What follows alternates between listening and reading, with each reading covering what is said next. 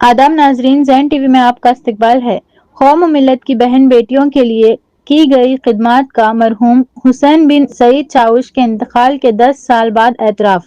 दरगाह हजरत सैयद शाह याकूब बुखारी रहमतुल्लाह अलैह यादगीर के 563वें उर्स शरीफ के मौके पर दरगाह इंतजामी कमेटी की जानिब से कौमी एकजहती हिंदू मुस्लिम भाईचारा और गंगा जमुना तहजीब की रिवायत को जारी रखते हुए हिंदू मुस्लिम सियासी कायदीन की तहनियात तकरीब का इनकाद किया गया। इस मौके पर यादगीर सीएमसी चेयरमैन कुमारी ललिता अनपुर ने मीडिया से मुखातिब होते हुए कहा कि जब वो छोटी थी तो उस वक्त मरहूम हुसैन बिन सईद चाउश अल हाजरी अल मारूफ हुसैन चाउश कौम और मिल्लत की बहन बेटियों को कोई मनचले या आवारा ख्याल लड़के छेड़खानी ना करे, इसलिए वो जब भी दरगाह हजरत सैयद शाह याकूब बुखारी रहमतुल्लाह अलैह के उर्स शरीफ आता तो वो हर साल पाबंदी के साथ उर्स में दाखिल होने वाले गेट पर बैठकर वो खुद मिलिट्री रूल्स की तरह सख्त वॉलंटरी करते हुए फैमिली के साथ आने वाले मर्द हजरात को भी गेट पर ही रोककर खवातीन में जाने से मना करते थे और वो अपने इस सिलसिले को उन्होंने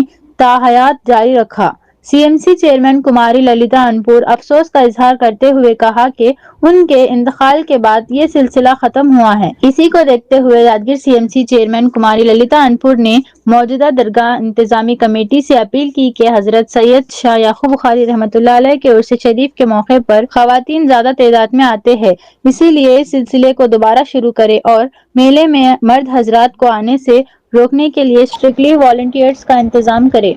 ಇವತ್ತು 563ರ ಯಾಕೂಬ್ ಬುಖಾರಿ ಸಾಬ್ ದರ್ಗಾ ಜಾತ್ರೆಯ ಈ ಒಂದು ಉತ್ಸವದ ಒಂದು ಕಾರ್ಯಕ್ರಮದಲ್ಲಿ ಸೌಹಾರ್ದತೆ ಸಂಕೇತವಾಗಿ ಎಲ್ಲರೂ ನಾವು ಇಲ್ಲಿ ಭಾಗವಹಿಸಿದ್ದೇವೆ। ಈ ಒಂದು ಜಾತ್ರೆಯು ಪ್ರತಿ ವರ್ಷ ಭಾಳ ವಿಶೇಷವಾಗಿ ಕಾರ್ಯಕ್ರಮ 15 ದಿವಸದವರೆಗೂ ನಡೆಯುತ್ತದೆ। ಈ ಒಂದು ಕಾರ್ಯಕ್ರಮದಲ್ಲಿ ಒಂದು ವಿಶೇಷತೆ ಏನಂದ್ರೆ ಮಹಿಳೆಯರಿಗೆ ಸುಮಾರು ವರ್ಷಗಳಿಂದ ಹತ್ರ ನಾನು ಕೂಡ ಸಣ್ಣಗಿರಲಿಂದ ನೋಡ್ತಾ ಇರೋದೇನೆಂದ್ರೆ ಮಹಿಳೆಯರು ಏನು ಈ ಜಾತ್ರಾ ಮಹೋತ್ಸವದಲ್ಲಿ ಭಾಗವಹಿಸ್ತಾರ ಅಲ್ಲಿ ಪುರುಷರಿಗೆ ಹೋಗೋದಕ್ಕೆ ಅನುಮತಿ ಇರೋದಿಲ್ಲ। ಹಾಗಾಗಿ ಭಾಳ ಸ್ವತಂತ್ರದಿಂದ ಮಕ್ಕಳನ್ನು ಕರ್ಕೊಂಡು ಬಂದು ಕುಟುಂಬ ಸಮೇತವಾಗಿ ಈ ಜಾತ್ರಾ ಕಾರ್ಯಕ್ರಮದಲ್ಲಿ ಭಾಗವಹಿಸ್ತಾರೆ।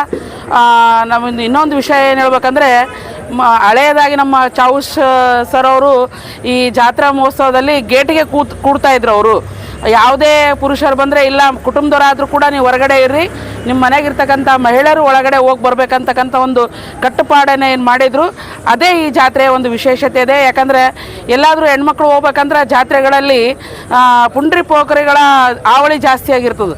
ಹಾಗಾಗಿ ಯಾರೂ ಕೂಡ ಜಾತ್ರೆಗಳಿಗೆ ಹೋಗೋಕ್ಕೆ ಇಷ್ಟಪಡೋಂಗಿಲ್ಲ। ಮನೆಯಲ್ಲಿದ್ದವರು ಕೂಡ ಏನು ಹೇಳ್ತಾರೆ ಅಂದರೆ ಜಾತ್ರೆ ಮುಗಿದ್ಮೇಲೆ ದೇವಸ್ಥಾನಕ್ಕೆ ಹೋಗಿ ಬಾ ಅಂತ ಹೇಳ್ತಾರೆ, ಆದರೆ ಇಲ್ಲಿ ಆ ರೀತಿ ಇಲ್ಲ। ಇದು ವರ್ಷ ಕೂಡ ಕಮಿಟಿಯವರು ಎಲ್ಲರೂ ಇಲ್ಲಿ ನಾನು ಒಂದು ಮನವಿ ಮಾಡೋದೇನೆಂದ್ರೆ ಪ್ರತಿ ವರ್ಷದಂತೆ ಹಿಂದೆ ಹೆಂಗೆ ಚಾವುಶ್ ಸರ್ ಅವರು ಕೂಡ್ತಾಯಿದ್ರು ಅದೇ ರೀತಿಯಾಗಿ ಮತ್ತೆ ಇಲ್ಲಿ ನೇಮಕ ಮಾಡಬೇಕು।